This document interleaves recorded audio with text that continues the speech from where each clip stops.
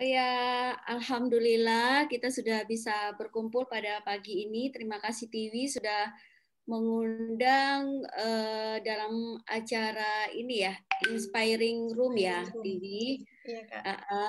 Mudah-mudahan apa yang saya sampaikan pada pagi ini bisa bermanfaat buat teman semua ya. Assalamualaikum warahmatullahi wabarakatuh. Assalamualaikum warahmatullahi wabarakatuh. Perkenalkan lagi, nama saya Desi Wahyuni. Yang seperti yang telah disampaikan oleh TV tadi, memang saya adalah pemilik apotek keluarga yang alhamdulillah saat ini sudah ada 15 cabang.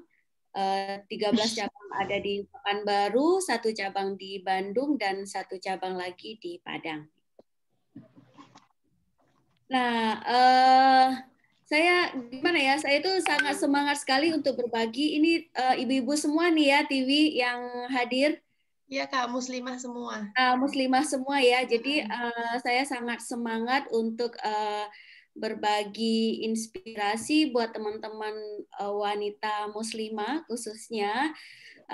Karena memang seorang muslimah, seorang wanita, seorang ibu itu menurut pendapat saya harus wajib punya penghasilan sendiri. Karena apa ya? Itu bisa membuat wanita itu lebih mandiri, terus kemudian juga punya penghasilan tambahan dan juga sebenarnya bisa membantu perekonomian keluarga agar lebih baik lagi gitu ya. Saya itu dulu waktu mungkin sedikit saya flashback cerita awal saya buka usaha ya. Saya adalah seorang asisten apoteker, disekolahkan oleh orang tua saya di sekolah kejuruan. Jadi agar apa? Agar saya itu begitu tamat sekolah itu bisa langsung bekerja dan tidak tergantung lagi sama orang tua tentunya gitu ya. Jadi saya sekolahnya di Bukit Tinggi, terus kemudian begitu tamat saya merantau ke Pekanbaru. Saya bekerja awalnya di salah satu apotek yang ada di Pekanbaru selama 6 tahun. Terus kemudian selama 10 tahun saya kerja di pedagang besar farmasi. Tapi sambil di sela-sela bekerja itu saya sudah mulai menjalankan bisnis ya.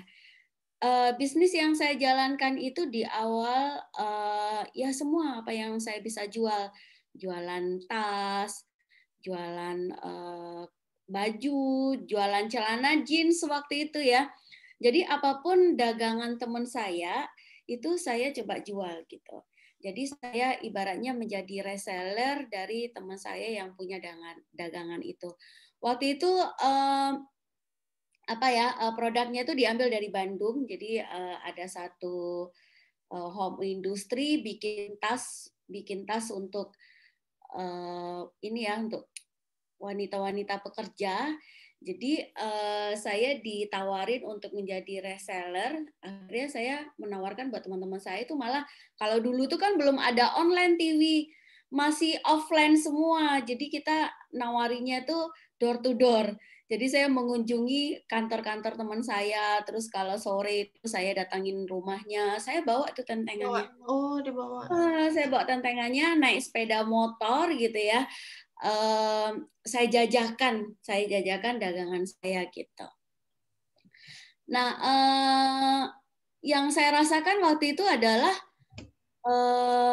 saya tuh kepingin punya tabungan, kepingin punya apa penghasilan tambahan dari saya bekerja karena saya punya cita-cita kepingin buka apotek gitu. Jadi saya memang pingin menabung atau mengumpulkan mengumpulkan uang untuk modal nantinya saya buka usaha apotek gitu.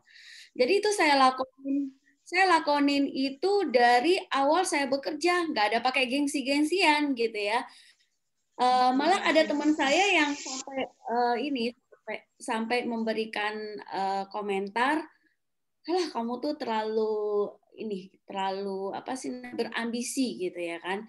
di saat orang lain sudah istirahat, saya tetap bekerja. Di sela-sela saya di rumah nggak bekerja, kan jam kerja saya itu dari pagi sampai sore ya kalau di apotik, terus masuk siang sampai malam. Jadi waktu itu tidak ada yang percuma bagi saya. Jadi saya isi dengan dagangan, terus kemudian saya juga sambil mengambil kursus-kursus gitu ya, kursus komputer, kursus bahasa Inggris gitu. Nah itu saya lakoni selama saya bekerja gitu. Karena saya itu punya mimpi yang tinggi agar saya bisa merubah nasib dari seorang karyawan menjadi seorang pengusaha. Gitulah awalnya yang memotivasi untuk saya buka usaha gitu ya. Karena saya lihat pengusaha itu kayaknya kok enak banget ya gitu ya. Punya kebebasan waktu, punya uang, kapan aja mau beli apa gitu, uangnya ada aja gitu ya kan. Jadi saya ngelihat itu, waduh enak banget ya jadi bos gitu ya. Terus jalan-jalan setiap tahun ke luar negeri, terus kemana aja gitu. Aduh kayaknya enak banget gitu. Jadi saya waktu bekerja itu saya ngelihat bos saya seperti itu, saya juga kepingin punya kebebasan waktu dan kebebasan finansial. Gitulah awal mulanya kenapa saya kepingin buka usaha TV gitu. Jadi dari dari melihat wah kayaknya enak nih jadi orang yang punya usaha. Terus kemudian saya mulai menabung dengan menjalankan jualan-jualan yang tadi. Sampai saya itu kreditkan malahan. Ternyata jadi reseller juga dulu ya, Kak? Iya, saya jadi reseller produk tas sama pakaian. Jadi ada pakaian pria, terus ini ya banyak sih ada. Sepatu. Banyak yang saya jual, ada celana jeans, ada kemeja gitu. Itu Pokoknya nyetok, Kak? apapun. Nyetok? Enggak Oh, nyetok nyetok saya ya? waktu itu. Jadi saya itu kan waktu di awal memang saya disuruh beli gitu ya TV, disuruh beli beberapa beberapa jenis barang dagangannya sebagai contoh gitu TV. Terus kemudian kan saya tawarin, saya kasih lihat sama teman-teman saya, terus saya catat orderannya, terus kemudian saya pesen lagi gitu karena stoknya ada di Pekanbaru, jadi saya enak sih.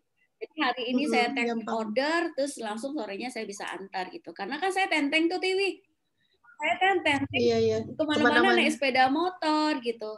Kalau sekarang sih enak ya kita bisa jualan online gitu ya kan.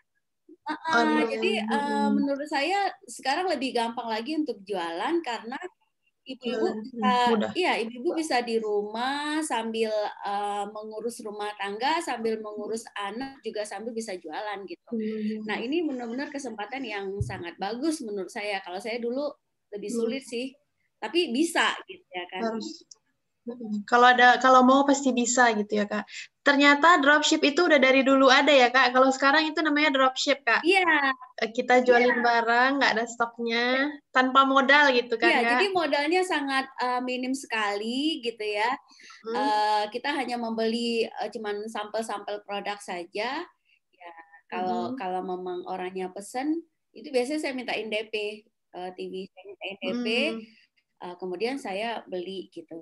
Tapi kalau lama-lama begitu orangnya sudah percaya sama saya, lama-lama itu saya malah dikasih barang aja, dikasih hutang gitu. Karena udah percaya Karena sudah ya. percaya. Jadi memang di awal itu memang kita harus trust-nya itu harus kita menumbuhkan trust-nya dulu. Setelah orangnya percaya itu kita lebih gampang TV untuk jualan gitu. Lanjut, Kak. Nah, kemudian setelah saya punya uang tabungan sedikit gitu ya untuk membuka usaha, waktu itu ada 35 juta terkumpul uangnya, terus saya memberanikan diri untuk buka apotek gitu ya.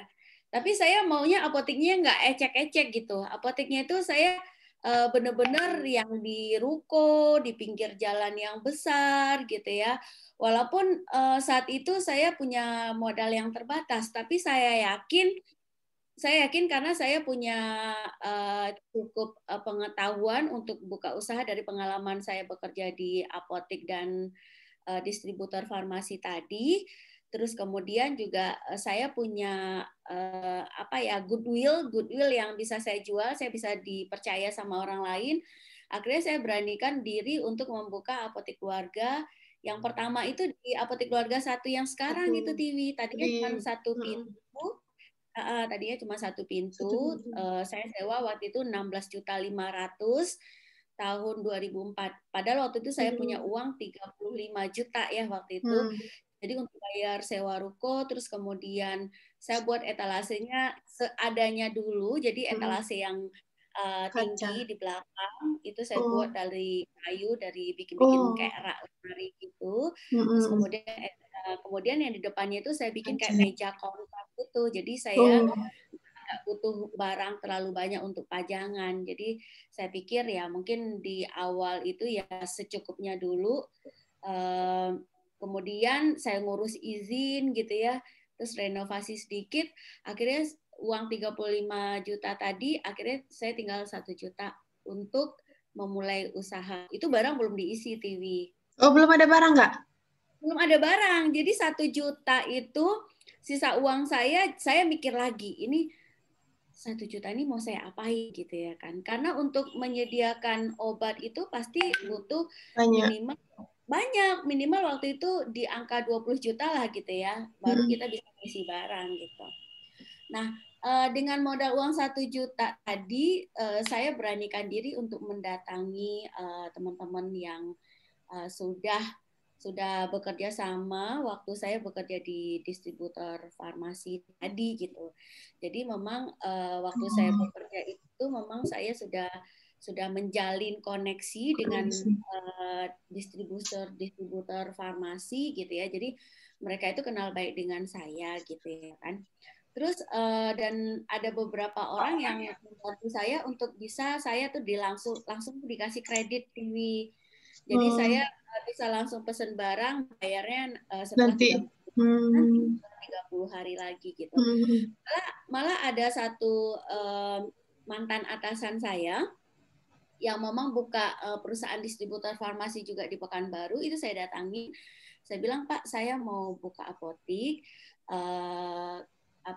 saya kepingin pesen barang. Nah, beliau bilang, kalau kamu mau buka apotek, ya kamu pesen barang misalnya 20 juta, 10 jutanya lagi kamu bayar cash, yang 10 jutanya lagi kamu bisa bayar nanti secara ini katanya secara kredit 30 hari gitu. Beliau bilang kayak gitu ya kan. Nah, dalam hati saya, loh, saya aja sekarang hanya punya ini, hanya punya 1 juta gitu ya kan. Duh, gimana caranya gitu. Itu dalam hati aja waktu itu ya. Gitu ya Pak, kalau gitu saya coba susun dulu ya orderannya gitu ya kan. Nah, terus kemudian saya sampai di rumah, saya mikir lagi, ini gimana ya caranya lagi supaya saya dapat obat gitu. Karena saya punya hanya 1 juta. Nah, terus timbul ide, oh kenapa nggak buka rekening giro aja ya? Rekening giro kan cuma 1 juta gitu. Jadi saya pergi ke bank, saya buka rekening giro. Kemudian saya dapat tuh bilet gironya. Saya dapat bilet giro, kemudian saya datangi lagi Bapak yang tadi, saya bilang, Pak, saya mau pesan barang, tapi boleh nggak saya langsung buka giro mundur 45 hari gitu. Nah, beliau bilang, oh ya sudah katanya, kalau memang seperti itu nggak apa-apa, asalkan nanti setelah 45 hari gironya itu ada isinya udah ya, terisi. Oh, gitu ya caranya. Iya ya pasti Pak gitu, saya bilang gitu kan. Jadi akhirnya ya udah, akhirnya saya buka giro itu, saya pesen barang ya saya tawarin giro gitu ya. Begitu gironya jatuh tempo itu tidak jarang uang saya itu belum ada waktu itu. Jadi gimana? Saya pinjam. Jadi pinjam sama teman gitu ya kan. Misalnya saya butuh uang untuk mencairkan giro itu misalnya besok itu 5 juta gitu misalnya. Nah, dari 5 juta kan saya belum punya uang tuh, saya pinjam ke si A. boleh nggak saya pinjam uang 5 juta? Nanti kan pasti kalau kita pinjam uang selalu ditanyakan, kamu Kapan bayarnya kapan? balikinnya? Nah, saya bilang bulan depan saya akan bayar, saya bilang gitu. Terus ya udah 1 bulan ya katanya. Terus dia catat kan tanggalnya tanggal berapa gitu. Nah, kadang-kadang begitu saya janji sama teman saya ini, saya belum punya uang juga untuk bayar dia. Jadi akhirnya saya pinjam ke si B. B, boleh nggak saya pinjam uang 5 juta? Nanti bulan depan saya bayar gitu. Akhirnya uang pinjaman dari si B ini saya pakai untuk bayar si A. Tapi saya tetap dipercaya oleh teman saya karena saya orangnya bisa tepat janji gitu. Jadi kalau saya nanti begitu saya butuh uang lagi, saya pinjam lagi ke si A, itu otomatis dia mau pinjemin dong karena saya tuh orangnya tepat janji gitu ya kan. Nah, itulah yang saya bangun dari awal. Jadi saya harus harus menjaga trust. Nah, trust ini yang menurut saya modal utama saya ketika saya buka usaha apotek ini. Itulah yang saya benar-benar pegang gitu. Jadi dari cerita saya tadi, yang pertama kita harus punya impian dulu. Nah, kita harus punya mimpi dulu. Terus kemudian kita pelajari ilmu menuju mimpi kita tadi, gitu ya. Misal kalau teman-teman sekarang kepingin buka usaha butik misalnya, artinya teman-teman harus belajar tentang usaha butik gitu ya. Semua aspek yang dipelajari dari penentuan produk yang akan dijual, terus kemudian jualnya ke siapa, targetnya ke siapa gitu ya. Terus gimana cara mengkomunikasikannya gitu ya. Terus cara menghitung HPP itu semua harus dipelajari sampai menjadi laporan keuangan. Nah, ini sangat penting sekali. Kita harus punya paling tidak catatan keuangan. Pembukuan walaupun sederhana ya. Lebih bagus lagi kalau kita itu punya laporan keuangan, laporan rugi laba dan neraca keuangan gitu. Itu lebih bagus lagi seperti itu. Tapi kalau kita skala bisnisnya masih kecil, yang penting kita punya catatan keuangan aja. Kita harus tahu uang masuknya berapa, uang keluarnya berapa, biaya operasionalnya berapa, modal usaha kita berapa, keuntungan kita berapa, dan kita juga bisa tahu berapa sih yang bisa kita ambil keuntungan dari usaha ini. Jangan sampai nanti kita itu ngambil-ngambil aja gitu ya, tahu-tahu nanti modalnya udah termakan gitu. Untuk perputaran sudah tidak ada lagi, cash flow-nya sudah terganggu dan lain sebagainya. Begitulah awal saya membangun usaha ini, Tiwi. Ya tentunya sampai untuk tahap ini banyak sekali yang saya lewati gitu ya. Tidak mudah memang. Berapa tahun? Ya tidak mudah. Udah berapa tahun tuh, Kak? Dari tahun 2004. Dari tahun 2004 sudah 16 tahun, Tiwi. Ya, dan nanti bulan Agustus itu udah mau menuju 17 tahun.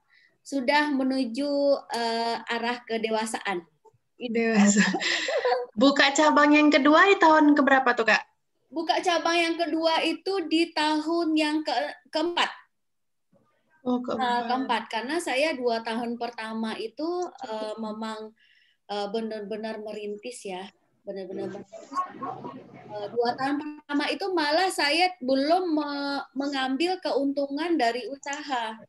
Jadi usaha itu begitu dapat uangnya itu saya putar lagi ke barang. Jadi nambah-nambah modal terus sampai 2 tahun. Karena 2 tahun pertama begitu saya buka usaha itu saya sambil bekerja.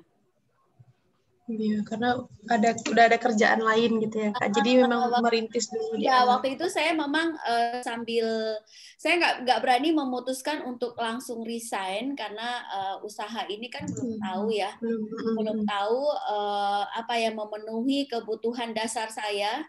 Kebutuhan pokok saya kan belum tentu bisa dipenuhi karena ini kan usaha baru mau merintis gitu. Jadi selama 2 tahun saya sambil nyambil kerja. Jadi 2 tahun pertama itu memang uang fokus.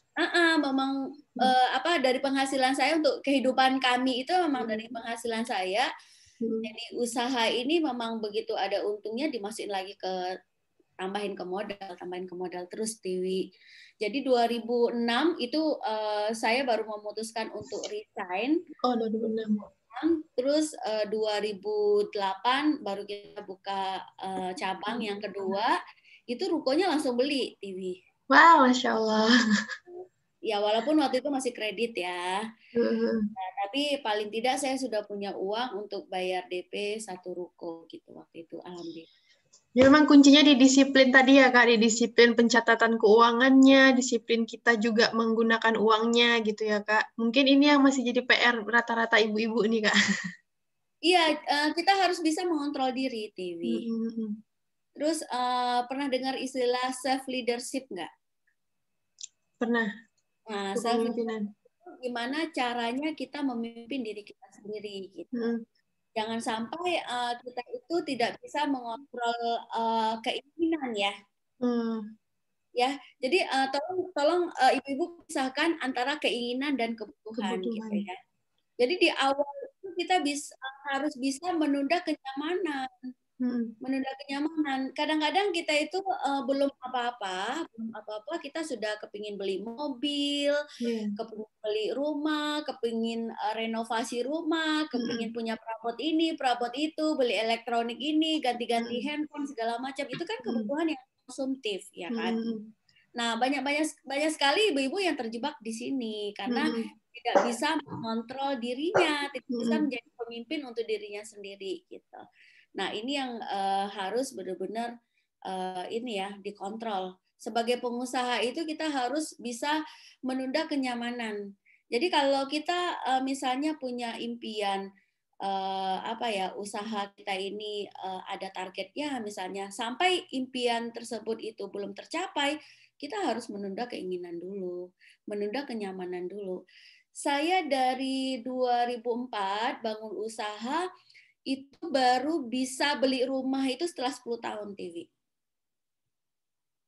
2014 baru saya beli rumah, baru saya tinggal di rumah. Tadinya saya tinggal di ruko saya gitu. Jadi benar-benar saya menunda kenyamanan. Terus ya sampai sekarang pun kebawa ya TV. Saya kan orangnya sederhana aja gitu ya. Jadi sampai sekarang pun karena saya itu dari awal itu memang fokus ya ke usaha, menunda kenyamanan, terus berusaha untuk hidup sederhana. Itu sampai sekarang pun walaupun sudah kebiasaan. Jadi walaupun sudah punya 15 cabang, ya saya pakai produk Al-Wafa juga yang harganya ini harga hijabnya 95.000 ya kalau nggak salah ya. Iya. Nah, 80.000, 95.000. Saya juga beli pakai baju saya juga pakai baju yang harga Al-Wafa 200.000, 300.000. Walaupun sebenarnya secara finansial beli yang jauh lebih besar harga dari itu bisa gitu ya Kak. Tapi nggak perlu gitu ya Kak ya. Ini rasanya itu saya sayang gitu untuk mengeluarkan uang lebih besar lagi karena saya pikir jati diri saya bukan dengan apa yang saya pakai. Jati diri saya adalah apa yang saya perbuat gitu. Jadi ya gimana ya? Ya paling saya punya 1-2 yang pakaian yang bagus yang memang saya fungsikan untuk acara-acara tertentu dan untuk menghargai orang yang buat acara gitu ya kan. Tapi kalau untuk pakaian sehari-hari ya saya pakai yang biasa aja gitu, yang seperti yang teman-teman lihat sekarang inilah, yang apa yang teman-teman pakai ya saya juga pakai gitu. Malah kadang-kadang saya juga ini ya sama sih, saya kayak ibu-ibu yang lain gitu, begitu ada diskon itu saya berburu. Itu semua ibu-ibu kayaknya ya Kak, semua ibu-ibu tergiur dengan diskon. Karena saya pikir kalaupun ada kelebihan rezeki, kenapa tidak membantu orang lain aja TV gitu. Iya benar. Banyak sekali orang-orang di luar sana yang tidak seberuntung kita, yang harus kita bantu. Ya kenapa kita harus bermewah-mewah gitu ya. Sekarang itu yang lagi dibangun itu apa tadi Kak, rumah yatim ya? Iya TV. Alhamdulillah saya sudah punya tabungan untuk bangun rumah yatim. Jadi saya bangun di atas tanah 600 meter, bangunannya saya bangun lantai 2, 800 meter. Ini sekarang lagi dalam tahap pembangunan. Insya Allah nanti pertengahan 2021 sudah bisa beroperasi TV. Jadi saya bangun rumah yatim sekalian rumah tahfiz insya Allah. Jadi itu nanti gimana Kak untuk anak-anak, kriterianya gimana yang bisa dimasukin ke situ Kak? Dan agenda? Ya, jadi kriterianya adalah anak yatim atau anak piatu yang memang punya keterbatasan ekonomi gitu. Itu akan saya tampung insya Allah di rumah yatim nanti. Tinggal di sana, kita biayai sekolahnya juga. Dan insya Allah juga saya kepingin mereka itu jadi entrepreneur nantinya. Itu khusus untuk wanita sih, karena saya memang mungkin karena saya wanita, jadi saya kepingin memperdayakan wanita. Dan insya Allah juga nanti lulusan dari rumah tahfiz saya itu insya Allah nanti juga akan saya didik untuk menjadi seorang entrepreneur gitu. Masya Allah, semoga Allah mudahkan ya Kak. Amin, insya Allah. Kak, sebelum masuk ke pertanyaan-pertanyaan nih, teman-teman udah banyak yang nanya juga. Tri mau nanya dulu. Gimana sih Kak, Kakak menyikapi tantangan dan kendala ataupun masalah-masalah yang pasti terjadi kan Kak, kalau kita bisnis kan nggak mungkin nggak ada masalah gitu. Nah, gimana Kakak menyikapinya, mempertahankannya agar walaupun dalam masalah tetap survive gitu Kak? Pasti setiap manusia itu punya masalah. Terus dalam kehidupan ini kita tidak pernah luput dari masalah-masalah ya Tiwi. Kalau saya sih menyikapi satu masalah itu hal yang biasa menurut saya. Namanya kita hidup itu pasti ada masalah. Kan sudah ada ya sudah ada hadisnya gitu ya Tiwi. Kalau kita itu memang ini ya memang dikasih ujian. Gitu ya. Kalau saya sih lebih fokus ke solusinya, Tiwi. Jadi begitu dapat masalah, saya nggak mikirin masalah itu tuh udah terjadi kan. Iya benar. Masalah sudah terjadi, ngapain kita pikirin lagi masalahnya gitu. Karena kita nggak bisa membalikkan waktu gitu ya, Tiwi. Ini udah terjadi, sudah kejadian gitu. Nah, fokus kita adalah gimana caranya mencari solusi dari masalah yang tadi. Tapi kalau kita misalnya kerusak-kerusuk gitu ya, kerusak-kerusuk, aku ada masalah, terus kemudian stres, kemudian kita nggak bisa tidur, nggak bisa makan segala macam, akhirnya kita sakit, terus kemudian kita jadi panik. Apakah bisa kita memikirkan solusi yang terbaik? Enggak kan? Kita harus tenangkan diri dulu, meyakinkan, oke, ini masalah sudah ada gitu ya. Sekarang apa solusinya gitu ya? Kalau kita butuh orang lain untuk tempat kita curhat, kita curhatlah kepada orang yang tepat yang bisa memberikan solusi kepada masalah yang kita dapat tadi gitu ya. Jangan sembarangan. Jangan curhatnya di Facebook, jangan curhatnya itu ya. Jadi harus curhat kepada orang yang sangat tepat. Kalau misalnya kita ada masalah nih dengan bisnis kita curhatnya ke siapa gitu? Kita curhatnya ke orang yang mengerti tentang bisnis ini, ya. Jadi sehingga orang tersebut bisa memberikan solusi pada kita. Ya pastinya berdoa itu penting ya, Tiwi. Pasti kita memohon kepada Allah untuk masalah ini segera bisa diselesaikan, bisa dibantu sama Allah untuk menyelesaikan gitu kan.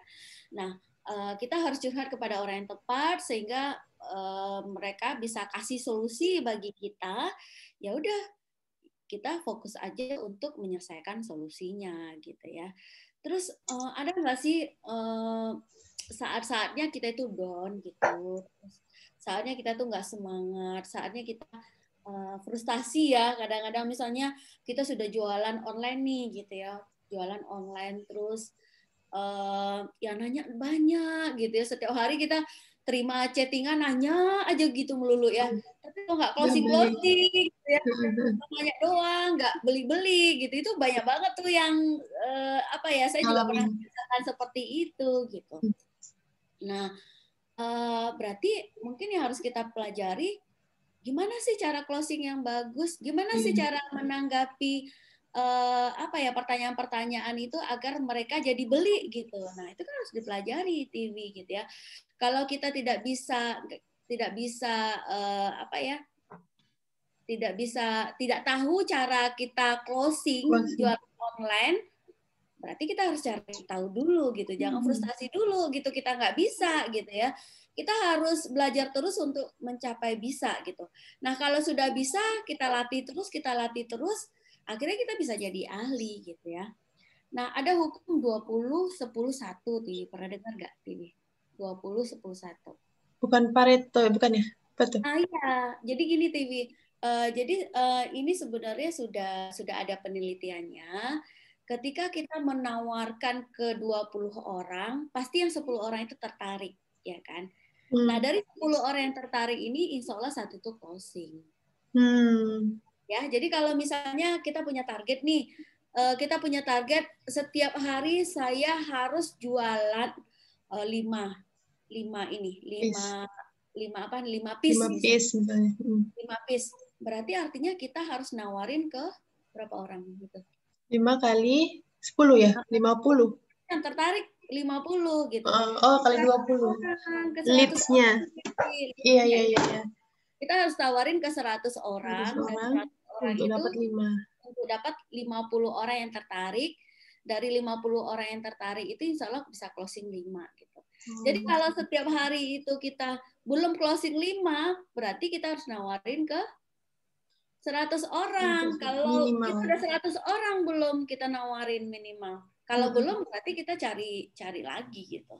Kita nawarin siapa lagi gitu. Itu teorinya ya Kak, udah dibuktikan oleh peneliti gitu ya? Nah, teorinya seperti itu. Itu sudah pakar marketing di dunia sudah menjalankan seperti itu. Jadi kalau kita belum closing, ya pelajarinlah cara closingnya yang bagus itu gimana gitu. Oke, betul. Oke Kak, kita masuk ke pertanyaan dari teman-teman aja ya Kak, karena udah mau jam 11. Boleh, Tiwi, saya sambil minum ya. Tadi iya, saya silakan Kak. Dikirimin susu kedelai dari... Iya, sama. Nah, ini salah satu sponsor nih, Kak. Novanya ada nggak sekarang? Ada, Kak Nova ada. Halo, Nova. Kak Nova. Muncul dong sekali-sekali, Kak. Kak Nova lagi di Maxim nih, lagi di Grab katanya tadi. Mau pergi ke suatu tempat. Nah, ini enak sekali loh, segar organiknya. Dia nggak pakai ini. Kalau nggak salah sih gulanya nggak pakai pengawet. Kalau nggak salah gulanya pernah cerita sama Nova itu pakainya stevia ya. Oh. Ini ada juga susu almondnya ya Kak. Susu almondnya juga enak. Dan nanti ada peserta yang akan dapetin ini Kak. Akan ada peserta yang dapetin door prize minuman ini. Tapi mungkin di Pekanbaru ya, biar gampang ngirimnya. Ada yang nemanin minum ya, Tiwi. Iya. Ya, maaf ya teman-teman, kita minum duluan ya. Nah, jadi kita umumin dulu siapa nanti yang akan dapetin minumannya. Itu yang bikin resume ya. Teman-teman yang bikin resume itu nanti akan kita pilih 3 orang untuk 1 one set dari Al Wafa dan 2 minuman minuman segar organik ini. Kirim ke grup, nanti resumenya akan kita pilih yang dapetin door prize-nya ini. Jadi kami tiap minggu alhamdulillah ada sponsornya yang ngasih door prize Kak, alhamdulillah. Oh, alhamdulillah. Nanti sesekali nanti kita kasih voucher Apotek Keluarga TV. Alhamdulillah ya. Nanti kita masukin Apotek Keluarga di flyer ya Kak. Karena insya Allah tiap minggu Kak acaranya. Tiap minggu. Doain ya Kak istiqomah. Ya, ini dikirimin nugget juga. Oh, ada nugget ya? Ada nugget juga. Oke, Tiwi, kita pertanyaan ya. Ya, bentar ya Kak dibacain. Dari pertama, ini banyak nih yang bertanya. Ini dulu ya. Dari Mbak Ira, saya PNS dengan 3 orang anak. Sebelum PNS dan anak baru 1, saya merasa fashion passion saya di bisnis jilbab. Passion gini ya Kak, passion saya di bisnis jilbab. Tapi setelah PNS, saya mundur, padahal sudah punya brand sendiri, walaupun brandnya masih lokal. Pertanyaan saya, bagaimana membagi waktu untuk meluangkan bisnis lagi, dan bagaimana cara menumbuhkan semangat kembali berbisnis lagi? Oh, jadi beliau dulu udah pernah bisnis, sudah punya brand sendiri, tapi kemudian mundur Kak, mungkin ada suatu masalah. Nah, sekarang pengen lagi nih, pengen bikin bisnisnya lagi, gimana cara mengembalikan semangatnya dan membagi waktunya, karena beliau PNS dan punya 3 orang anak. Oke Kak, silakan Kak. Oke, Mbak Ira tadi ya? Iya, Mbak Ira. Oke.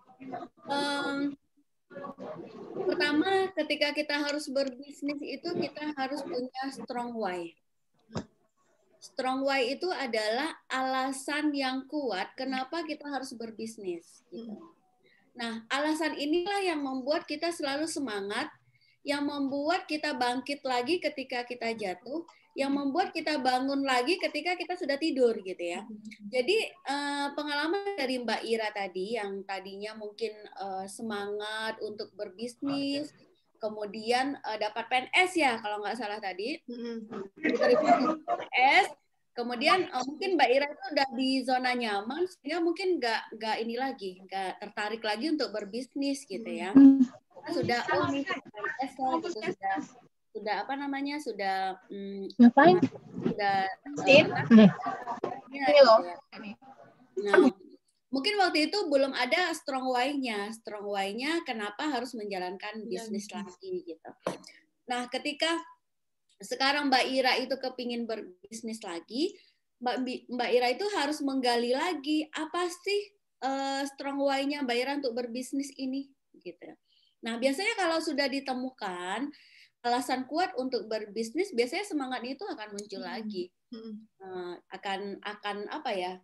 Ibaratnya tuh strong why itu sebagai stimulan agar kita bergairah lagi gitu kan. Nah, ketika sudah bergairah, tentunya gimana sih bagi waktu antara bisnis dengan usaha gitu ya. Tentunya di awal kita bangun usaha ini mungkin kita urusin sendiri gitu ya, urusin sendiri ya mungkin di sela-sela waktu luang ya, misalnya pulang kerja itu bisa dibangun gitu ya. Tapi jangan lupa ketika usaha ini kita kepingin besar, kita kepingin mengembangkan usaha ini, kita harus bisa mendelegasikan kerjaan kita ini kepada orang lain gitu. Nah, kita harus punya apa ya? Punya keyakinan ketika saya menggaji satu orang yang bisa membantu saya di usaha ini, maka saya akan dimampukan gitu.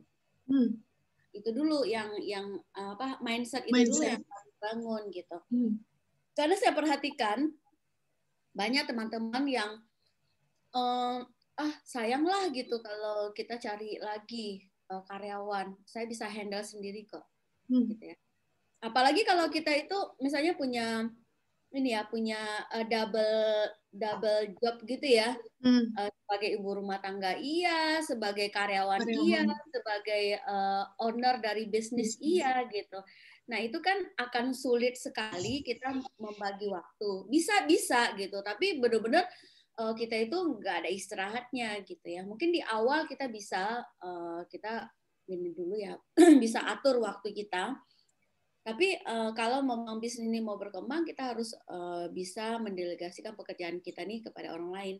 Jadi jangan merasa kita itu seperti apa ya Wonder Woman yang semua bisa dikerjain sendiri, nggak akan bisa gitu. Nah itu sih tips dari saya gitu ya. Jadi misalnya kalau sekarang saat ini jualannya online, kita ini aja waktunya itu benar-benar 2 jam saya harus pegang handphone, saya harus melakukan kegiatan usaha ini tanpa diinterupsi dengan pekerjaan lain gitu ya. Begitu juga dengan pekerjaan rumah tangga, misalnya ketika kita misalnya masak, bersihkan rumah atau apa, ya kita nggak ada pegang handphone dulu gitu. Ya mungkin habis subuh sebelum kita pergi kerja kan kita ngurus rumah tangga dulu nih. Kita nggak usah pegang-pegang handphone dulu sampai kerjaan itu selesai, baru kita bisa pegang handphone. Karena kalau pekerjaan dua dilakukan sekaligus itu biasanya dua-duanya tuh nggak ini TV, nggak efektif. Jadi benar-benar kita fokus satu pekerjaan selesai, baru kita masuk ke pekerjaan lain lagi gitu. Kira-kira gitu. Jadi memang kalau kita pengen berbisnis sambil kerja, berarti kita harus siap mengurangin waktu istirahat kita ya, Kak. Ada teman TV yang curhat gitu juga. Jadi mungkin pulang kerja langsung ngurusin bisnis, ngurusin rumah, tidurnya mungkin dikurangin gitu ya, Kak ya. Pasti akan ada yang dikorbankan dan itu harus komit gitu ya, Kak. Iya, pasti ada kita itu tidak nyaman di awalnya, ada yang dikorbankan. Tapi jangan lama-lama seperti itu, Tiwi. Saya itu kerja 3 tahun, lamanya saya kerjanya double. Jadi pagi saya kerja di PBF, distributor farmasi tadi. Sore itu saya kerja di apotek TV sampai malam, sampai jam 11 malam. Jadi efektifnya saya kerja dari 8 pagi sampai jam 11 malam setiap hari, saya lakoni selama 3 tahun. Dan itu tujuan saya adalah mengumpulkan uang untuk modal usaha gitu. Jadi saya punya target TV. Saya nggak mau dengan kondisi seperti ini lama-lama. Saya punya target 3 tahun lamanya saya kerja seperti itu. Terus setelah itu saya ngapain lagi. Jadi kita harus punya planning yang jelas. Kayak misalnya 2020 kemarin Apotek Keluarga harus bisa buka cabang 4. Saya harus fokus ke situ. Ya lah, harus buka cabang 4. Ternyata apa? Ketika kita fokus, ketika kita benar-benar benar-benar belajar gimana caranya, gimana sistemnya gitu ya. Alhamdulillah targetnya 4 tadi jadi 6 TV. Wah, Masya Allah. Ya, jadi dikasih Allah rezeki lebih. Iya, dikasih lebih gitu. Tugas kita kan hanya ikhtiar aja, TV. Ikhtiar, kita tugasnya itu adalah bermimpi, ikhtiar, berdoa. Bermimpi, ikhtiar, berdoa. Bermimpi, ikhtiar, berdoa. Udah gitu aja. Itu yang hasilnya itu serahkan sama Allah aja. Nggak usah kita mikirin hasil. Yang kita lakukan. Udah, tugas kita itu aja. Oke. Sudah terjawab sama Kak Desi. Tinggal kita lakukan gitu ya Kak, terutama untuk yang membagi waktu tadi ini, karena ibu-ibu tuh sering terjebak di situ. Salah satunya TV juga suka mengerjakan banyak hal dalam satu waktu, sambil terima orderan, sambil beresin rumah, Mbak Betty ketawa, sambil yang lain-lain gitu. Ternyata lebih bagus lagi kalau kita fokus gitu ya Kak ya, fokus dibagi-bagi waktunya. TV biasanya itu kalau kita sudah tentukan, misalnya kita kan terima orderan misalnya lewat WA gitu ya, itu dicantumin aja jam operasionalnya jam berapa. Jadi orang akan lihat kan, kalau biasanya orang akan tertib sendiri. Jadi kalau kita tulis misalnya jam operasionalnya jam 10 sampai jam 12 gitu misalnya, ya udah orang akan hubungi kita di jam itu. Pagi kita bisa tangga dulu gitu ya. Nanti istirahat makan, sholat sebentar, kita sambung lagi gitu, bisa juga. Seperti itu. Itu tips. Oke Kak, kita masuk ke pertanyaan lagi. Oh iya, kalau ada yang mau langsung tanya lewat video boleh ya, raise hand. Insya Allah nanti akan kita unmute dan Bapak bisa langsung bertanya sama Kak Desi. Mungkin kalau face to face lebih enak ya. Tapi ini kita bacain dulu yang udah ada dari Mbak Eva di Bandung. Assalamualaikum Kak Desi. Rasanya pengen banyak sharing dengan Kak Desi. Saya apoteker di Bandung. Baru mau mulai buka apotek. Tapi cari tempat yang cocok saja masih bingung. Kira-kira bagaimana cara spreading tempat yang prospeknya bagus untuk apotek ya Kak? Makasih. Dari Mbak Eva, Kak. Ternyata ini ya, tamu-tamunya Al-Wafa itu dari berbagai bisnis ya. Saya pikir yang jualan hijab aja tadi. Enggak, banyak Kak. Dari luar kota juga banyak nih Kak. Bukan dari Pekanbaru aja. Oke.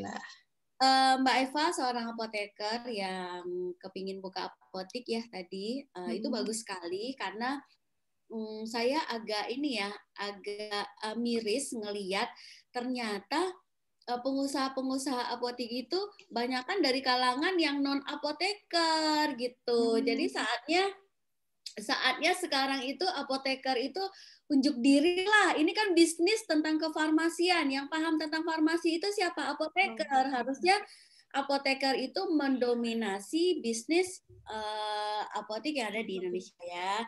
Mudah-mudahan keinginannya tercapai. Tadi untuk menentukan lokasi ya, menentukan lokasi Mbak Eva harus tahu dulu Mbak Eva mau buka apotek itu yang seperti apa gitu ya. Jadi Mbak Eva harus tunjuk atau pilih role model siapa yang akan Mbak Eva jadiin contoh apoteknya gitu ya. Misal apotek Century atau kita nggak apa-apa lah ya sebutin merek ya. Apotek Century, Watson, sama apa gitu yang ada di mall gitu ya. Kalau Mbak Eva kepingin buka apotek yang seperti itu, artinya apa? Artinya ya bukanya di mall gitu, di pasaraya gitu ya. Terus ada lagi apotek yang bekerja sama dengan rumah sakit gitu ya, untuk melayani resep-resep dokternya gitu. Nah itu pastinya buka apoteknya di dekat rumah sakit gitu. Terus ada lagi apotek yang nggak ada dokter juga nggak apa-apa, nggak kerjasama dengan rumah sakit juga nggak apa-apa, tapi saya akan melayani swamedikasi misalnya. Nah orang yang kepingin di swamedikasi itu yang seperti apa? Perilakunya itu seperti apa? Perilaku orang yang swamedikasi adalah orang yang malas ke dokter dan orang yang malas ke rumah sakit pastinya, ya nggak? Ya, jadi ketika mereka sakit, mereka hanya datang ke apotek, nanyain saya sakit kepala, obatnya apa yang bagus ya? Saya reumatik, apa yang bagus? Saya batuk pilek, apa yang bagus? Anak saya diare, apa yang bagus gitu ya? Itu kan apotek-apotek yang melayani swamedikasi. Nah, kita bukanya di mana? Yang dekat pemukiman. Pemukiman yang seperti apa? Pemukiman yang kira-kira orangnya ini yang malas ke dokter, yang kira-kira penduduk di sana itu yang memang sukanya swamedikasi.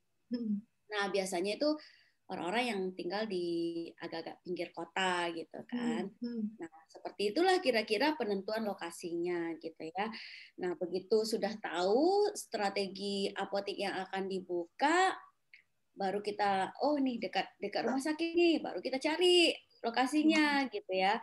Terus harus diperhitungkan juga akses orang lebih gampang gitu. Misalnya kalau kita kerjasama sama rumah sakit nih, berarti kita buka apoteknya setelah rumah sakit. Atau kalau kita di seberangnya rumah sakit, berarti setelah yutannya itu belokannya itu gitu. Itulah kira-kira. Itu ya Kak, berarti pertama kita harus tahu target marketnya dulu ya Kak, bahasa ininya ya, target market kita siapa, baru kemudian ditentukan. Ya, seperti itu kira-kira.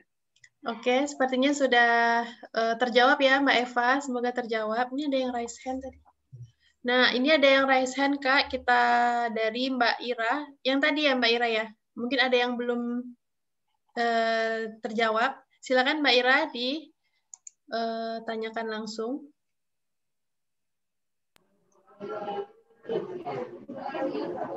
Assalamualaikum warahmatullahi wabarakatuh.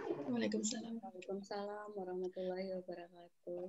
Kenalin, saya Ira.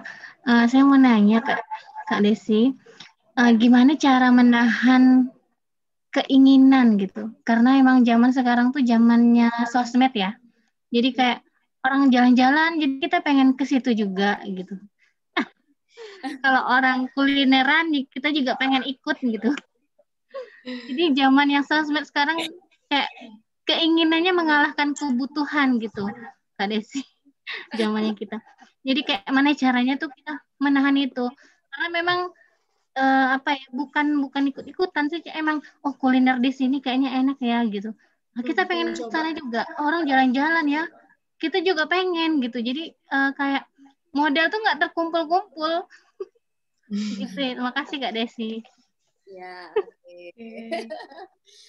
Ya pastinya ini ya perlu proses gitu ya. Tapi kita harus punya budget. Jadi harus ditentukan budgetnya. Kalau saya dulu, saya kan memang orangnya suka traveling gitu ya. Dari dulu saya suka traveling.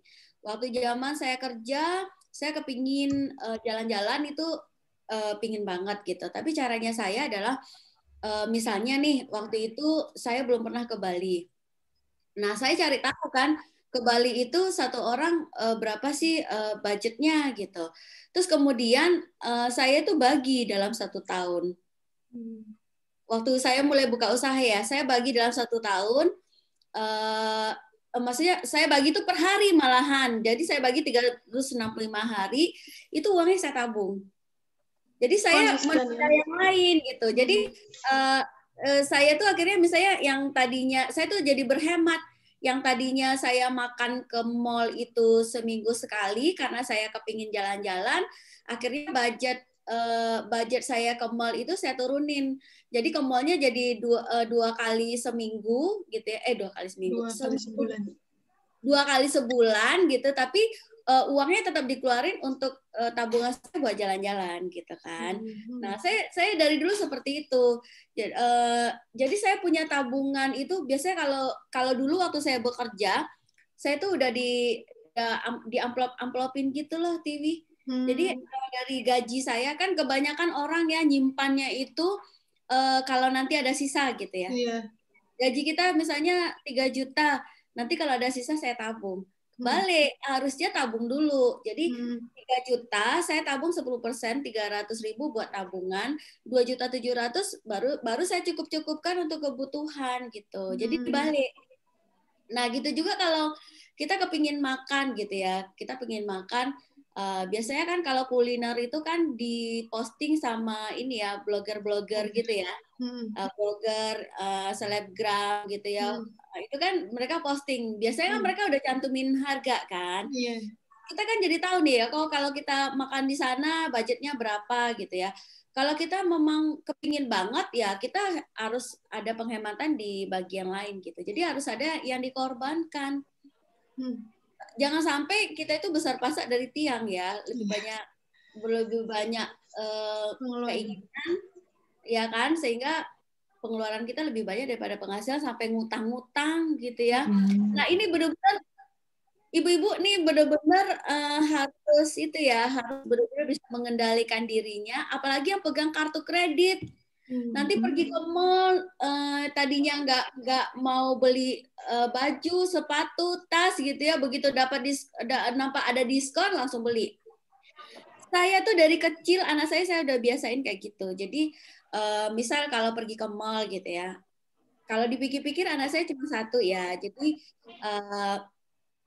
ya untuk beli mainan dia sih saya sanggup ya. Kalau dulu kan Lego tuh kan lumayan mahal gitu ya kan.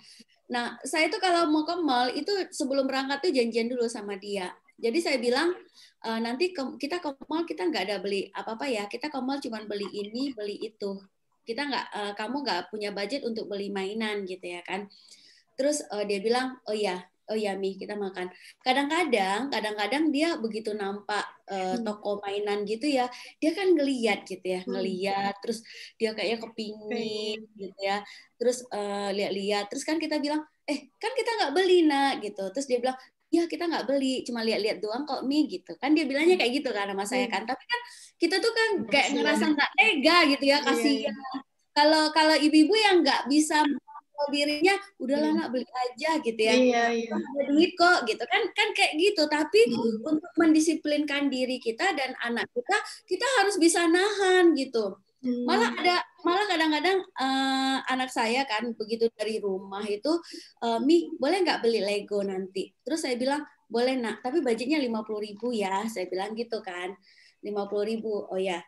Terus dia kan kita ke mall udah gitu dia muter kan di toko mainan itu, terus dia cari harga 50.000 tuh nggak dapet kan. Kalau saya di luar aja nunggu gitu ya. Begitu dia udah bilang suka gitu baru, karena itu saya tuh jadi kepingin nahan diri gitu ya supaya saya tidak gitu ya. Jadi saya tidak tergoda untuk memberikan toleransi gitu. Nah dia cari-cari tuh harga 50.000 nggak dapat, terus dia keluar, dia bilang kenapa nggak jadi beli? Nah gue ada nih yang harga 50.000, di atas 50.000 semua katanya. Oh gitu. Jadi gimana?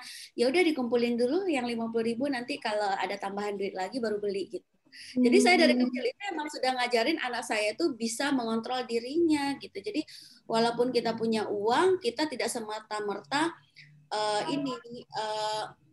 memenuhi semua keinginan dia. Jadi dia harus tahu dia butuh apa enggak gitu. Kayak kemarin tuh anak saya dia kan punya sepeda motor waktu dia masih SMA gitu ya. Dia punya sepeda motor. Terus dia foto kirim ke saya. Dia bilang, "Nih, boleh nggak saya beli aksesoris motor gitu?" Terus saya tanya, "Buat apa, Nak?" gitu. "Biar gagah, Mi," katanya gitu kan. "Ah, biar gagah.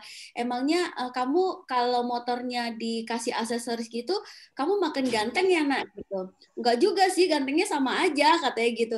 "Ya udah kalau gitu buat apa? Ada fungsinya nggak?" "Enggak sih, biar gagah doang." "Oh, berarti nggak jadi lah ya, Nak." Bukan saya yang bilang, tapi dia sendiri yang bilang gini, "Gagah nggak? Kamu makin ganteng nggak ketika motor kamu dikasih aksesoris?" Dia bilang, "Enggak sih, biasa aja." "Nggak jadi aja lah, Mi, nggak ada gunanya." Sampai dia langsung bilang kayak gitu. Bisa mengontrol sendiri. Ya, sampai dia bilang kayak gitu. Intinya di self control sama self leadership tadi tuh ya Kak ya. Iya. Bisa mengapain diri sendiri. Gitu Mbak Ira? Ya, makasih. Oke, kita langsung masuk ke pertanyaan lain ya Kak, karena kita tinggal 10 menit lagi.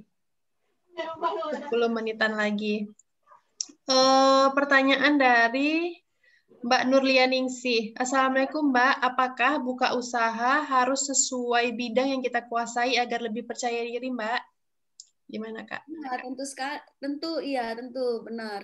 Jadi bidang apa yang kita kuasai, kita buka usaha di situ. Kalaupun kita kepingin buka usaha yang belum kita kuasai, kita pelajarin dulu sampai kita benar-benar menguasai, baru kita buka. Jadi asal jangan ngikut-ngikut aja gitu, benar-benar kita kuasai dulu. Itu penting. Berarti benar-benar harus yang kita kuasai. Walaupun kita nggak suka, tapi dipelajari. Kalau misalnya yang zaman sekarang itu kan ada bisnis yang lagi booming-booming, gitu. Misalnya jualan barang-barang yang lagi booming. Itu gimana, Kak? Nggak apa-apa. Tapi itu kan nggak membangun bisnis ya, Tiwi. Itu kan tujuan kita kan biar dapat uangnya gitu. Apa yang lagi happening sekarang kita jualan. Tapi kalau kita membangun bisnis itu, bangunlah bisnis yang memang untuk jangka panjang. Gitu. Itu nggak apa-apa. Kalau kita masih punya waktu untuk ngurusin itu, nggak masalah sih. Untuk menambah modal mungkin ya Kak ya, ikut aja jualan gitu. Tapi yang sisi bisnisnya tetap dibangun juga kalau emang benar-benar mau membangun bisnis atau membangun brandnya gitu ya Kak. Iya. Terus kalau misalnya ada nih kita ditawarin bisnis yang kita diajarin cara menjalankan bisnisnya, itu ambil peluang itu. Nggak usah gengsi gitu. Oke.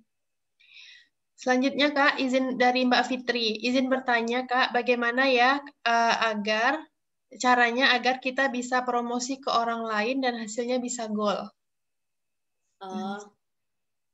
Pernah dengar istilah storytelling nggak? Ya, storytelling itu marketing yang soft selling gitu ya. Yang sebenarnya orang nggak tahu kita itu jualan gitu. Kalau saya tuh biasanya mengarang suatu cerita. Kayak tadi pagi tuh saya di FB itu sebenarnya saya promosiin produk baju yang saya pakai sama apotek saya. Tapi saya tuh kebetulan ada cerita, ya udah saya ceritain aja. Jadi mau tak mau masuk ke alam bawah sadar orang yang membaca, oh Ibu Desi ini usahanya butik dan apotek gitu ya kan. Otomatis kan tertanam di alam bawah sadarnya, ketika mereka butuh obat, ingatnya ya apotek keluarga gitu ya.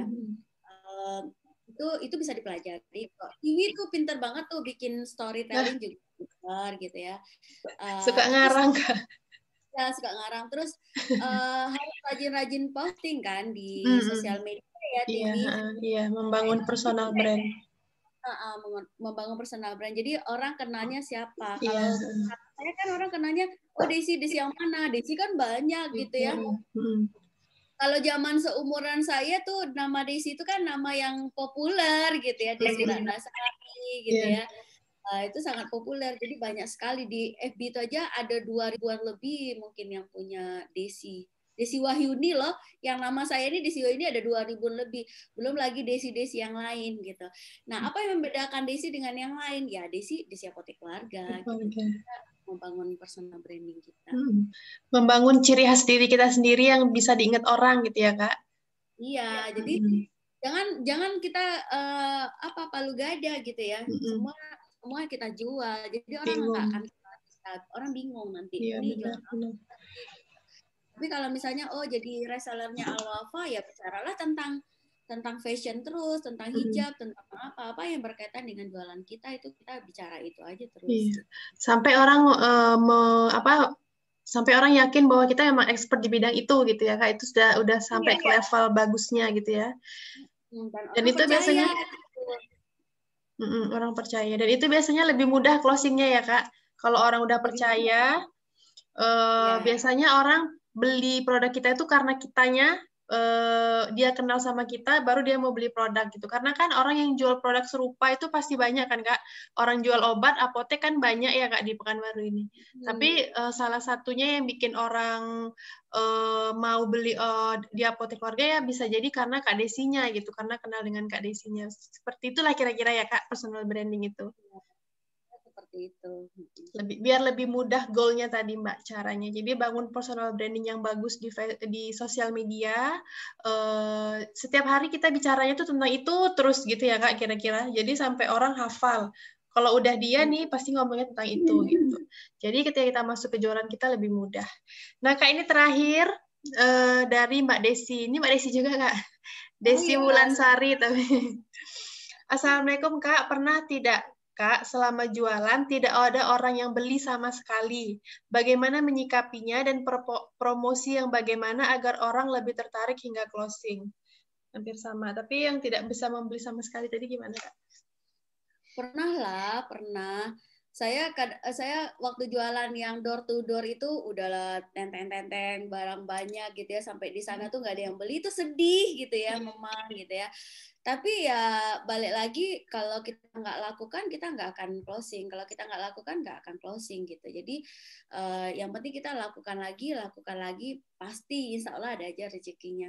Allah itu tidak akan sia-sia kok, kasih rezeki itu pasti yang ikhtiarnya lebih banyak gitu. Kalau kita misalnya melakukan sekali terus kemudian kita langsung putus asa gitu ya, nggak mau jualan, ya gimana kita mau dapat gitu. Waktu di awal-awal buka apotek itu penjualan saya baru 9.000. 9.000 kan, ya cerita tadi di awal. Iya, cuma 9.000. Terus sedih nggak? Ya sedih sih gitu ya. Aduh, cuma segini. Tapi kalau saya waktu itu langsung frustasi, kayaknya berat kali gitu hidup ini, masa 9.000 gitu ya. Tapi kan saya ya udah sabarlah gitu, karena kan semua perlu proses gitu ya. Orang kan baru mau mengenal kita yang penting aktif aja gitu. Aktif, terus kemudian kita ikut-ikut ini komunitas, bergaul sama orang banyak gitu ya. Jadi jangan malu-malu memperkenalkan jualan kita, itu jangan malu-malu, jangan gengsi kita misalnya saat ini hanya jualan hijab gitu ya, hanya reseller gitu, jangan malu gitu ya. Kalau kita malu dengan dagangan kita, gimana orang mau beli gitu ya. Terus kita juga harus pede, misalnya kalau kita jualan produk Al-Wafa gitu misalnya, ya kemana-mana kita harus tenteng tuh merek Al-Wafa. Ya reseller Al-Wafa, ya kemana-mana kita pakai hijab Al-Wafa gitu. Jadi orang akan ngeliat gitu, rapi ya dia cara makainya gitu ya. Produk apa tuh yang dia pakai? Oh bagus ya gitu kan. Jadi uniform kita itu menunjukkan apa yang kita jual gitu. Berarti itu kalau gagal itu udah biasa ya, Kak, di bisnis gitu. Tapi bagaimana kita memulainya kembali dan nggak pantang menyerah gitu ya, Kak ya? Iya, kan sudah ada hukum yang tadi 20-10-1. Yang penting Gimana, Kak? 20 kali kita cuap-cuap sama orang, itu yang closing cuma satu. Cuman gitu. ya. Tapi kalau kita misalnya bisa closing lebih dari satu, berarti kita sudah mulai ahli gitu kan. Jadi sekarang kita harus periksa diri kita yang selama ini nggak closing, berarti belum sampai ikhtiarnya gitu ya, Kak, belum sampai sebanyak itu ikhtiarnya gitu. Nah, alhamdulillah pas di 11.15 kita selesai materi, selesai sharing dari Kak Desi. Alhamdulillah semua pertanyaan terjawab. Semoga bisa membantu mbak-mbak yang mungkin kepalanya lagi berisi banyak pertanyaan, sudah bisa terjawab dan sudah bisa action gitu. Banyak banget ilmu yang bisa kita ambil dari Kak Desi hari ini. Dan ternyata relate juga untuk kita yang bisnisnya online gitu. Walaupun Kak Desi membangun bisnis yang real di dunia nyata, kita tetap relate dengan kita yang dunia maya ini gitu. Pertama, Kak Desi juga pernah jadi reseller, gimana cara Kak Desi membangun trust, kemudian gimana cara Kak Desi belajar untuk terus meningkatkan bisnisnya gitu. Kalau Kak Desi nggak belajar, mungkin nggak bisa sebesar ini ya Kak, Apotik Keluarga gitu ya. Ya, harus belajar terus. Ini juga proses dalam belajar juga ini TV. Untuk mencapai yang lebih besar lagi. Insya Allah. Nah, kita yang di online juga terlebih lagi gitu, karena online ini kan dunia baru ya Kak ya, dunia yang kita jualan itu kayak goib gitu, nggak ketemu sama orangnya. Udah pasti belajar itu adalah salah satu cara terbaik kita untuk terus maju gitu. Nah, semoga teman-teman di sini bisa mengambil manfaatnya, semoga bisa diterapkan juga ke bisnis kita. Semoga yang hari ini atau kemarin mungkin bingung apa yang harus dilakukan karena terdampak pandemi, semoga sudah punya solusi-solusi dalam dirinya apa yang harus dilakukan gitu, bisa jadi reseller, bisa jadi dropshipper gitu ya Kak. Dan alhamdulillah di Al-Wafa ada programnya juga untuk jadi reseller dan dropshipper. Mungkin teman-teman bisa hubungi kami. Nah, Kak terakhir, gimana Kak? Ya, kita juga jadi distributornya Al-Wafa loh. Iya, alhamdulillah. Alhamdulillah Al-Wafa ada distributor baru, Kalilah Hijab. Nah, kemarin-kemarin saya udah sering posting beberapa baju-baju. Nah, itu insya Allah next dari kita ya Kak, kolaborasi. Insya Allah. Ya, kolaborasi Kalilah Hijab Syar'i dan Al-Wafa Hijab. Alhamdulillah. Itulah ini ya Kak, berkahnya dari silaturahim mungkin ya Kak ya. Ya. Kak, terakhir banget pesan untuk kami Kak sebelum kita tutup dan sebelum pemberian Oh, maaf. Sebelum ditutup sama Kak Desi penutup, untuk mbak-mbak yang sudah ada resume untuk mendapatkan door prize 1 buah produk terbaru dari Al-Wafa yaitu one set dan juga 2 minuman, silahkan raise hand atau tulis di kolom chat ya. Selama kita dengerin Kak Desi menutup. Kita tunggu resume dari mbak-mbak. Udah ada yang langsung juga boleh ya dari Mbak Andadia. Satu lagi adakah? Langsung ngomong ya. Dari Mbak Ira sama Mbak Andadia ya. Mana tadi? Oke, dari Mbak Ira dulu Mbak. Silakan untuk resumenya.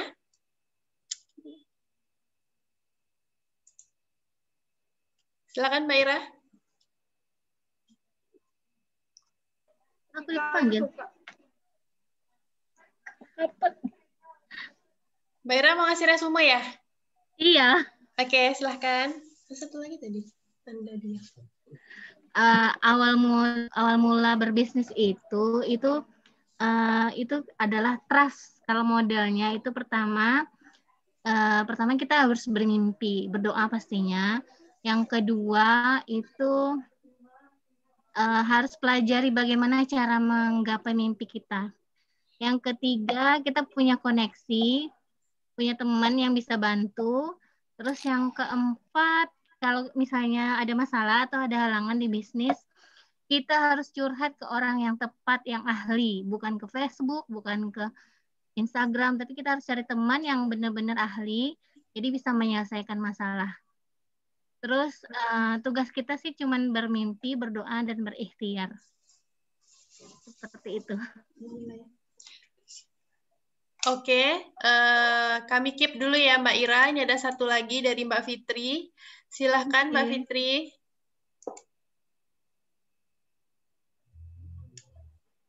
Ya, untuk memulai sebuah usaha, kita harus punya impian, kita harus punya ilmu di bidang bisnis yang kita pilih, lalu kita harus bisa mengontrol diri untuk menuruti kemauan atau kebutuhan kita. Untuk memulai bisnis kita lagi yang kemarin sempat down, kita harus punya kemauan atau semangat yang kuat atau standby. Karena tugas kita sebagai manusia ini harus punya mimpi, berikhtiar, dan berdoa. Oke, itu aja Mbak. Ya. Ada satu lagi kah yang mau memberikan resume? Karena ada satu door prize lagi, nanti kita pilih ininya, siapa yang dapetin one set, siapa yang dapetin minuman. Satu orang lagi? Ada? Mbak Nur Farahin kah? Oke, silakan Mbak. Silakan Mbak. Menyampaikan terima kasih bahwa sebagai stimulan untuk meningkatkan bisnis, kita harus memiliki strong why agar kita tetap bisa yakin dengan jualan kita. Kemudian kita juga perlu untuk online market itu 2 jam tanpa terinterupsi kerjaan yang lain. Jadi kita harus pintar-pintar untuk berbagi waktu. Kemudian untuk promosi, kita bisa menggunakan storytelling, kita harus aktif, mengikuti komunitas dan sabar, serta kita perlu untuk keyakinan, bermimpi, ikhtiar, dan berdoa. Pada promosi ini juga kita jangan malu-malu dan berani untuk mengambil peluang. Oke, luar biasa, Masya Allah. Alhamdulillah, berarti teman-teman semua benar-benar fokus mendengarkan materi dari Kak Desi. Kita langsung aja pilih pemenangnya. Kira-kira Kak Desi ada pemenang nggak, Kak? Dari 3 yang jawab tadi? Atau langsung aja nih kami?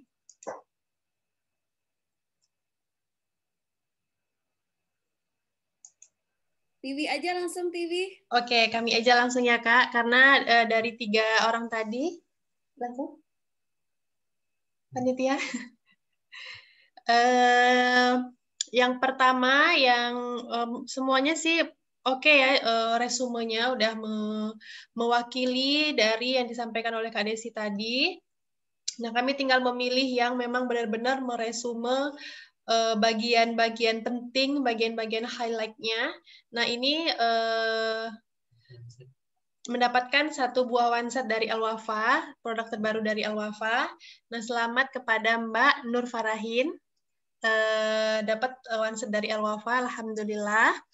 Dan untuk Mbak Ira dan Mbak Fitri mendapatkan minuman dari Cigar Organik ya Mbak. Nanti Mbak Ira sama Mbak Fitri di Pekanbaru kan ya?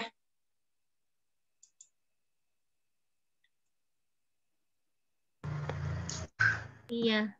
Iya kan, Mbak Fitri Pekanbaru ya? Enggak, Sidoarjo. Oh, Sidoarjo.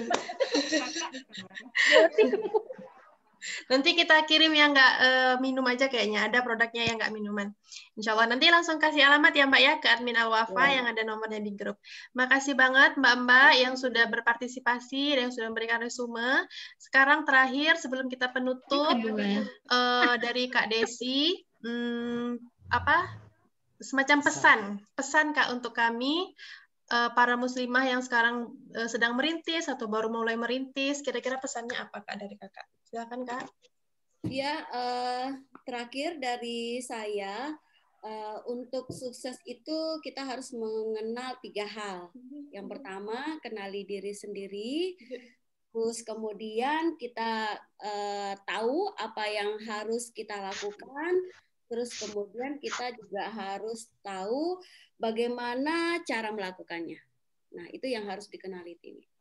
Tiga hal tadi ya Kak? Iya, 3 hal tadi. Itu saja Tinggi.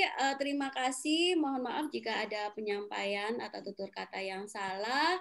Semoga bermanfaat buat ini ya teman-teman dari Al-Wafa semua. Saya pamit diri. Assalamualaikum warahmatullahi wabarakatuh. Waalaikumsalam warahmatullahi wabarakatuh. Makasih banyak ya Kak. Selamat siang. Assalamualaikum. Nah untuk Mbak-Mbak, Terima kasih untuk yang sudah hadir. Jangan lupa untuk hadir di kajian-kajian Inspiring Room lainnya setiap minggu. Insya Allah minggu depan kita akan membahas tema tentang cinta. Pasti ini kalau ada tentang cinta semangat semua ya. Apalagi yang mungkin masih single, yang masih jomblo. Kita akan bicara tentang cinta. Kita akan bicara hal yang berbunga-bunga insya Allah minggu depan. Saya minta tolong misalnya kalau seandainya mungkin Mbak bisa meneruskan informasi kita ke teman-teman yang lain supaya banyak orang lagi yang bisa mendapatkan inspirasi dari Inspiring Room ini, terlebih untuk mungkin teman-temannya yang lagi jomblo. Nah, minggu depannya lagi kita akan bicara tentang parenting. Nah, karena kebanyakan kita juga di sini adalah ibu dan juga calon ibu. Jadi walaupun mungkin ada yang belum menikah atau belum punya anak, tetap penting belajar ilmu parenting, bagaimana nanti kita udah punya anak, bisa mempersiapkan diri. Oke, terima kasih. Semoga Allah meridhoi kegiatan kita hari ini. Jangan lupa sunah-sunah Jumatnya. Tadi kita udah baca Al-Kahfi sedikit, semoga bisa diteruskan. Bisa sholawat sebanyak-banyaknya hari ini. Bisa sedekah. Dan juga salah satu program dari Tangan Mulia ada sedekah beras. Kalau mau ada yang ikutan, insya Allah saya dan suami akan langsung bagikan. Hari ini kita akan bagikan ke panti-panti. Oke, sampai ketemu minggu depan. Semoga Allah berikan kita kesehatan dan juga kesempatan untuk selalu hadir. Terima kasih teman-teman. Dadah, assalamualaikum. Sampai ketemu. Terima kasih Mbak Tiwi. Sukses Sama-sama. Alwafanya. Sama-sama, Mbak. Assalamualaikum. Waalaikumsalam.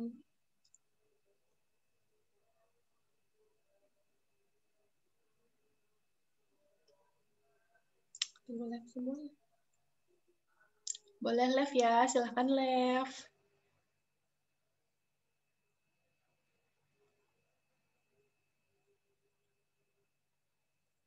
Alhamdulillah.